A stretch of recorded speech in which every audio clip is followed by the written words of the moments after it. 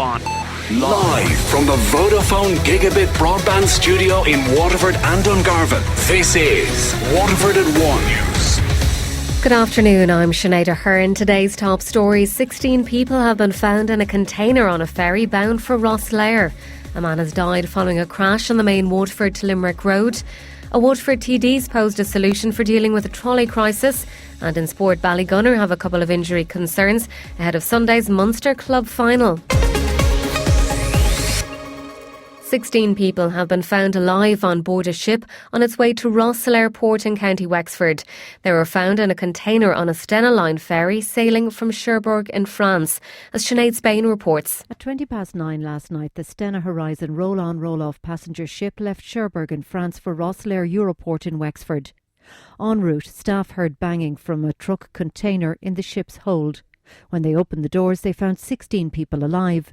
Sources say they're in good health but will be examined by a doctor on arrival. A Garda case conference is taking place in Wexford, where discussions on how to proceed once the ship docks in Rosslare are taking place. Little is known at this stage about the identity and nationality of the 16 stowaways. It's believed, though, they're all men aged between 20 and 40 years old. The ship is currently in the Celtic Sea and due to arrive at around 3:30. Taoiseach Simon Coveney says the Gardaí will be on hand to meet the ferry. There are 16 refugees have been found in the back of a truck on a ferry on the way to Rosslare from France. They're all alive and in reasonable health. That's my understanding from reading media commentary on it, and I understand the guards will be waiting for the ship when it arrives. A man in his 30s has died after a crash in Tipperary in the early hours of this morning. It happened shortly after 3 o'clock on the main Waterford to Limerick road, the N24 at Killalone. That's on the outskirts of Clonmel. 2 passengers, a man and a woman, both in their 20s, were taken to hospital with non-life-threatening injuries. Gardaí believes the car hit a wall while travelling from Clonmel in the direction of Carrick-on-Shore. A Waterford TD believes the trolley crisis could be solved by dealing with the issue of late discharges. Mary Butler says there's around 600 patients taking up acute beds who don't need to be there, with a similar number on trolleys across the country.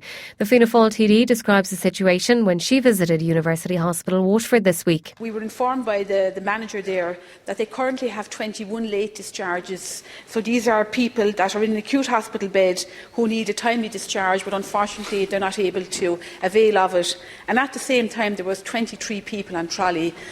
Would the government consider a targeted approach, looking at each CHO, so that those that need a timely discharge of care, into whether it would be in relation to home care supports, in relation to access to a nursing home?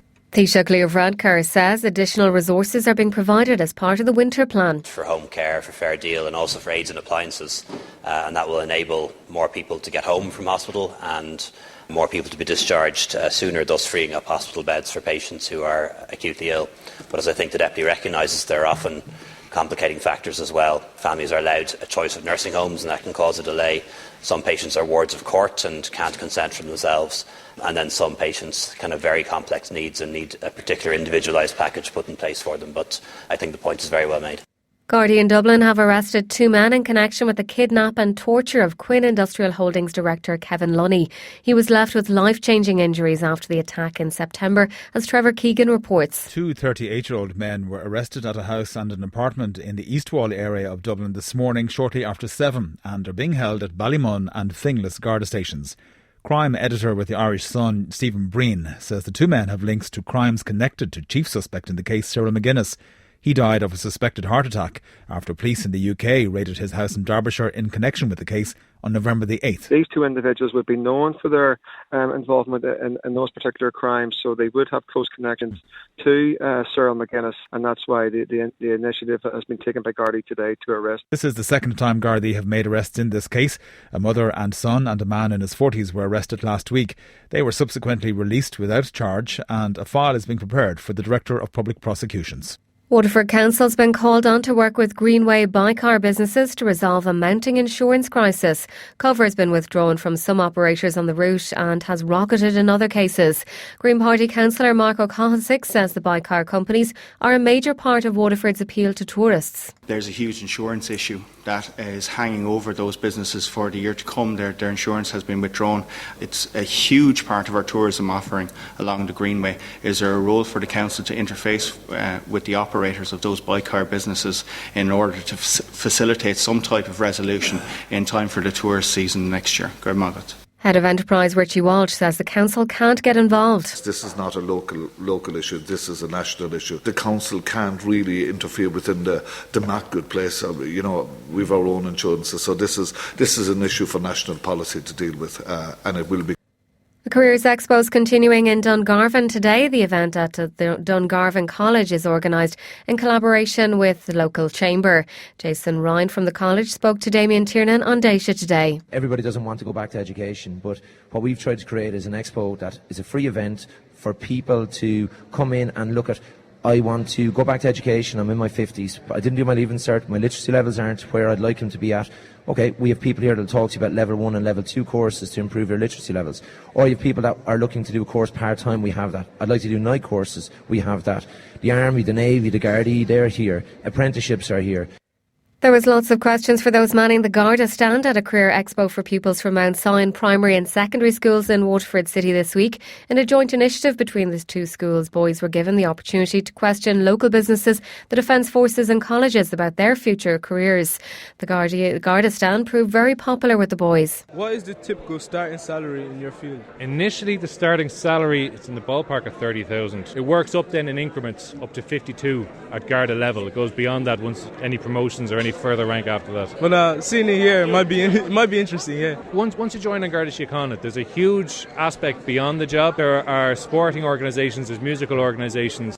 Garda Simon Powderly says they were delighted to be at the event, which started out with a visit from primary school pupils. There are slightly different questions. They kind of want to see, where's your handcuffs, have you ever shot anyone, where's all the guns? It's the usual kind of basic questions. For the likes of the younger kids, it's mainly a show and tell and kind of encouraging them that we're here. The main role of our job is community and community based and to help them, and that we're the people to come to when they're in trouble. So it's kind of giving ourselves a friendly face as well, that the kids know that they can trust us and they can have a little chat to us, and it kind of breaks down the barriers then talking to them as well. The St Vincent de Paul in Waterford is asking people to dig deep this weekend. The charity is facing a 10% increase in requests for help alongside a drop in income. Their annual appeal is taking place this weekend with collections across Waterford City and County from today until Sunday. Michael Kern is the Waterford area president. There's a gap of 33% between income and expenditure in the area. And so we really rely so much once again on the generosity and support of the people of Waterford in our annual appeal. And the producers of The Red Iron say it's not possible to put on additional performances of the play. The critically acclaimed play by Jim Nolan's running at Garter Lane until the end of the month, but is completely sold out. There's currently a standby list of several hundred. Producers Pádraig Ó Gríofa and Michael Grant say they looked into putting on additional performances, but it wasn't possible for logistical reasons. WLR Sport. Starting with Gaelic Games, where Ballygunner will put their Munster title on the line against Tipperary champions Borrisoleigh on Sunday at Páirc Uí Rinn. Gunners boss Darragh O'Sullivan says back-to-back provincial crowns is a big motivation. Yeah, it is, absolutely, and I think it's nearly 20 years since St Joseph's done it in Munster. You know what I mean? So yes, it is. To back up a Munster title would be a huge achievement for this group of players. Yeah, that's part of the motivation, definitely, you know. O'Sullivan has a couple of injury concerns ahead of the big day. Cormac Power was a young lad who we thought we would have had back. We played a bit of an internal match on Saturday and Sunday, and you know his hamstring twinged again, so he's obviously out, I'd say, at this stage. You know, now we're looking at the likes of Peter Hogan and obviously Conor Power and a couple of others as well that are carrying niggles. We'd be hopeful we can get him there. We've a fabulous medical team with us that are working 24 hours trying to get him right and trying to get him back. You know, we'll do everything we can to get him out in the field on Sunday, but so we're hopeful, yeah, that we will be able to play from a full deck. Look, I'd be worried about a couple of those guys, yes. Sunday's game will be broadcast here on WLR with commentary team Tomás McCarthy and Owen Murphy, thanks to George Corbett Skoda. Throw-in is at 2. The first of the Waterford sides in action this weekend is Tornina Club St Mary's. They make the trip to Clonmel on Saturday to face Carrick Davins in the Munster Junior Hurling Championship semi-final. The local side won their first ever Munster club match at the weekend, beating Castletown Ballyagran in the quarter-final. St Mary's centre forward Brendan McGorty says they're in uncharted territory. We're making history at the minute. Tornina, once they won it back in 1989, there was no progression to the Munster. So, I suppose we're in uncharted territory at the minute.